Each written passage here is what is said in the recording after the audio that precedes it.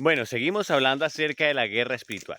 Y como dice Efesios 6:10, fortaleceos en el Señor y en el poder de su fuerza, porque no tenemos lucha contra sangre y carne, sino contra principados, contra potestades, contra huestes espirituales de maldad, contra gobernadores de las tinieblas. Entonces, Dios los bendiga, amados santos del Señor. Mi nombre es Ramiro Salazar y queremos seguir compartiendo acerca de la guerra espiritual porque estamos aprendiendo cómo batallar, cómo guerrear.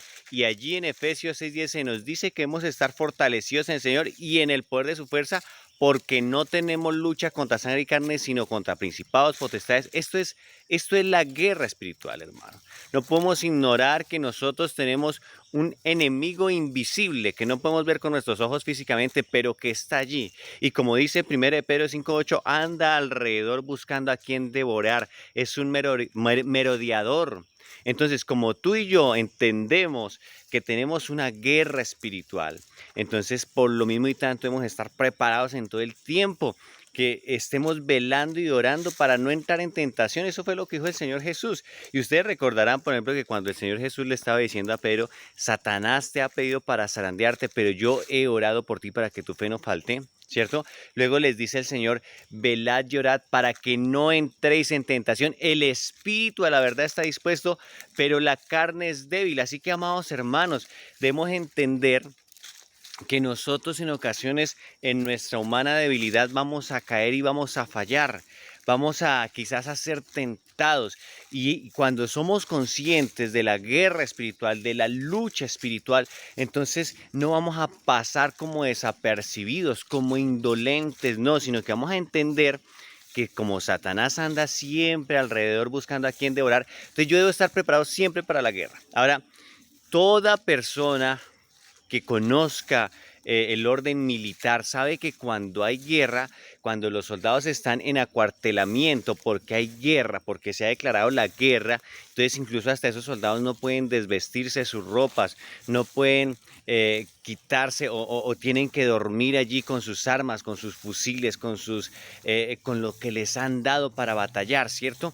Entonces nosotros también deberíamos entender que en este tiempo nosotros estamos viviendo en una guerra espiritual. Cuando tú te haces cristiano, pasas del reino de la muerte al reino de la vida, del reino de las tinieblas al reino de la luz, del reino de Satanás al reino de Dios. Por lo tanto, te conviertes en un blanco, en un objetivo para Satanás. Y ahí es cuando debemos estar apercibidos, ahí es cuando debemos estar atentos de que Satanás anda alrededor buscando a quien devorar. Y dice Efesios 4:27, por tanto, no deis lugar al diablo, hermano. No podemos darle lugar a Satanás, porque si a Satanás usted le da una pulgada, él se va a tomar un codo, y si usted le da un codo, él se va a tomar todo, hermano.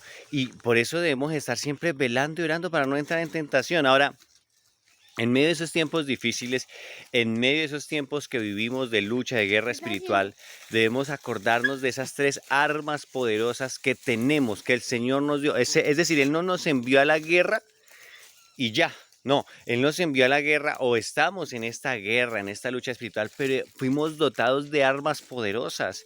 Y muchas veces se ha hablado del arma de la palabra de Dios. La palabra de Dios es una espada. Dicen en Hebreos 4:12, dice, porque la palabra de Dios es viva y eficaz y es como una espada de dos filos que traspasa y traspasa hasta el alma, diciendo las intenciones del corazón. Entonces, la espada del Espíritu, la palabra de Dios es poderosa en medio de esos tiempos, en medio de esos tiempos de guerra, en medio de esos tiempos de lucha que vivimos nosotros, en medio de esos tiempos de dificultad. Debemos acordarnos de esos versículos, y los versículos bíblicos los podemos utilizar en cualquier situación. Si estamos en medio de una crisis financiera, bueno, hay versículos que nos dicen, como por ejemplo, tercera de Juan 2, dice, amado, yo deseo que tú seas prosperado en todas las cosas y que tengas salud así como prospera tu alma. Si quizás estamos viviendo un tiempo de crisis familiar, bueno, la Biblia dice, por ejemplo, en Josué 24:15, mi casa y yo serviremos a Jehová. O escojan ustedes a quién servir, pero mi casa y yo serviremos a Jehová. Y esos versículos nos imprimen fe, porque la Biblia dice en Romanos 10:17 que la fe viene por el oír y el oír por la palabra de Dios. Entonces esos versículos nos imprimen fe, y en medio de la guerra necesitamos el escudo de la fe para poder apagar los dardos encendidos del maligno, ¿no? Y entonces la palabra, por ejemplo, nos dice también de la autoridad que nos dio, y por ahí tengo otro versículo otro video donde te hablo de los versículos bíblicos para la guerra espiritual, lo puedes buscar, pero esos versículos bíblicos que utilizamos con autoridad para reprender a Satanás, por ejemplo, como en Lucas 10:19 dice allí, yo veía a Satanás caer del cielo como un rayo, dijo Jesús. Pero aquí les doy poder y autoridad sobre toda fuerza del enemigo y nada los va a dañar. Así que, amado hermano, es tiempo de tomar esa autoridad de la palabra del Señor y echar fuera esos espíritus inmundos. En mi nombre echarán fuera demonios, dice en Marcos 16:17. Hablarán nuevas lenguas, tomarán en la mano serpientes, si vieren cosa mortífera no les hará daño. Sobre los enfermos impondrán las manos y sanarán. Entonces hay que estar conscientes de esas armas poderosas que tenemos en medio de la guerra. Tú eres un soldado, pero el Señor te ha revestido de armas poderosas. Y aunque tenemos un enemigo poderoso, porque la Biblia dice que ciertamente Satanás es poderoso, pero más poderoso es el que está con nosotros. Bendito sea su nombre. Por eso la Biblia dice, cuando Satanás se alza como un río, el Espíritu alza bandera, el Espíritu Santo alza bandera en contra de él y le vencemos. Otra de las armas que debemos aprender a utilizar es la oración. El poder de la oración es impresionante. En Romanos 8:26 dice que cuando no sabemos cómo pedir, el Espíritu nos va a ayudar en nuestra debilidad a pedir como conviene, amado hermano. Entonces debes pedirle al Espíritu Santo, Señor, ayúdame, enséñame, dame la sabiduría para orar en este tiempo, para entender cómo debemos hacer esa guerra espiritual, cómo poder orar y pelear esas batallas preciosas en oración, gimiendo como Jesús oraba intensamente. La palabra del Señor dice que Jesús oraba intensamente en medio de su clamor y era su sudor como grandes gotas de sangre. Dice allí en Lucas 24, 45, creo, 43. O Lucas 23:44.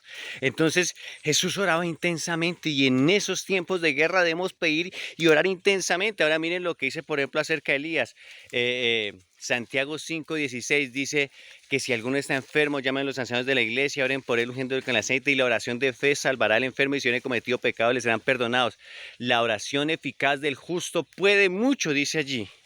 La oración eficaz. Y luego nos dice, Elías era un hombre sujeto a pasiones semejantes a las nuestras, pero oró fervientemente para que no lloviera, y no llovió sobre la tierra por 3 años y 6 meses. Pero escuchen esto, mira, la oración de Elías, como la oración de Jesús, fue una oración ferviente, apasionada. Fue una oración que salía de las entrañas, como dice en Romanos 8:26, con gemidos indecibles. Entonces, hay veces me molesta que en la oración nosotros quizás no tengamos todos nuestros sentidos, nuestros pensamientos y nuestros deseos. Hay veces me molesta eso, amados hermanos, que estamos en un tiempo de guerra espiritual con los hermanos en la iglesia.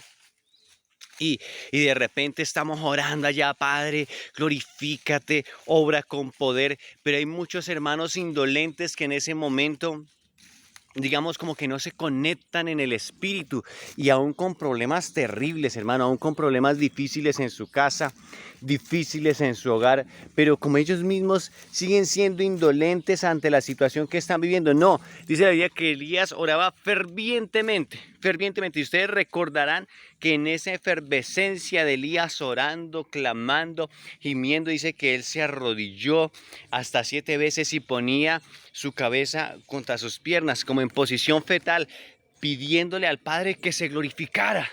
Y hermano, y me molesta saber que hay gente que necesita de Dios, que hay gente que tiene hijos en las drogas, que hay gente que tiene hijos que con pensamientos suicidas, o que tu matrimonio se está destruyendo. Bueno, hay situaciones difíciles y me molesta ver a esas personas que cuando están orando son oraciones vagas, que quizás se están hablando con sus labios, con sus bocas, pero sus pensamientos distan lejos de esa oración.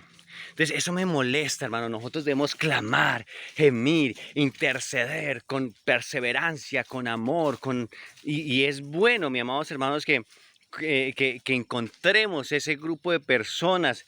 Por eso es importante que te congregue. La Biblia dice en Hebreos 10:25, no dejes de congregarte como algunos tienen por costumbre, porque es importante encontrarnos con personas que también nos ayuden a clamar, nos ayuden a interceder, a gemir, y que haya ese espíritu de coinonía, que haya, digamos, ese sentir, esa unidad, y podamos clamar juntos, porque dice allí en Mateo 18, que si tan solo dos de nosotros nos ponemos en la tierra acerca de cualquier cosa que pidamos, se ha hecho por nuestro Padre que está en los cielos. Entonces, debemos utilizar el arma de la palabra de Dios, que es una espada que nos va a bendecir tanto en esos tiempos de guerra.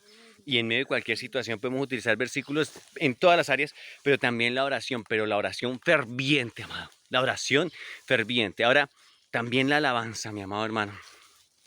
Dice la Biblia que Dios está en medio de las alabanzas de su pueblo y en medio de las alabanzas de su pueblo Él se glorifica. Entonces debemos también utilizar ese tiempo para adorar, para alabar a Dios, para alabar al Rey de Reyes y Señor de Señores. Debemos utilizar esos tiempos para decirle, Padre, glorifícate con poder y obra en tu pueblo, obra en tus hijos, obra en tu iglesia. Y debemos utilizar esas alabanzas que hablan de Jesús, que hablan de lo que Él hizo en la cruz, hermano, porque en este tiempo hay mucha música cristiana, pero mucha música cristiana está llena de pensamientos depresivos, bueno, son canciones que quizás pueden bendecir a alguien en algún momento determinado, pero debemos cantar esos salmos como los salmos que cantaba el rey David. El Señor es mi pastor, nada me faltará. Eso es música de alabanza, de adoración, de guerra espiritual. Y en medio de esa alabanza el Rey de Gloria se glorifica. Así que Dios te bendiga poderosamente. Nunca dejes de estar utilizando el arma poderosa de la palabra de Dios en momentos de guerra espiritual, pero tampoco la oración ferviente, pero mucho menos la alabanza y la adoración de guerra, la alabanza que sale de un corazón genuino, sincero, un corazón que tiene hambre y sed de Dios, y Dios se va a glorificar de una manera especial en tu vida sobrenaturalmente. Que Dios te bendiga, tu hermano en Cristo, Ramiro Salazar. Por favor, déjanos un comentario. Danos un like porque esto va a ayudar a que siga creciendo nuestro canal y que Dios te bendiga. Te amamos mucho en el amor del Señor.